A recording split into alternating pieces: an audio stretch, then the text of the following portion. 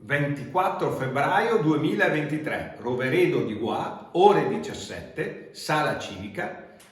Terremo un convegno per illustrare i risultati della sperimentazione sulla difesa integrata dagli elateridi della patata.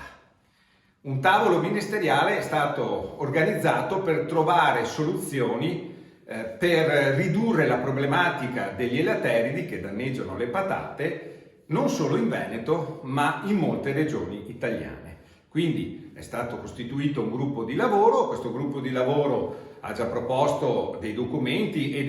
dei protocolli di monitoraggio con le trappole e gli altroreffe degli adulti di elateridi per capire e individuare le zone dove è maggiore il rischio. Parallelamente stiamo portando a compimento delle ricerche, delle sperimentazioni in campo per capire come funzionano pacchetti di difesa integrata che mettono insieme più strategie di difesa e possono riuscire a ridurre il livello di danno senza utilizzare, secondo i principi della difesa integrata, principi attivi chimici di sintesi, insetticidi chimici di sintesi. Questi primi risultati saranno presentati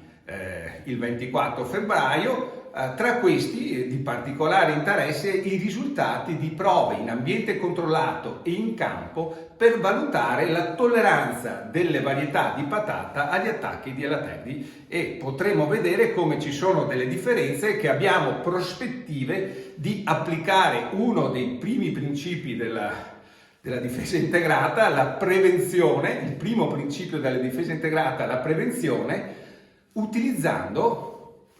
con una prospettiva, speriamo, al più breve possibile, varietà tolleranti agli attacchi di elateridi. L'utilizzo di varietà tolleranti agli elateridi, unito a semine precoci, raccolta precoce,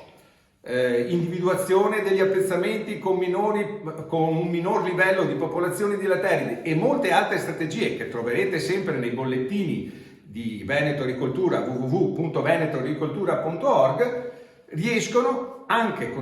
come possiamo vedere dai risultati di campo, a produrre patate con pochi danni da elateridi senza utilizzare insetticidi chimici di sintesi. Al 24 febbraio.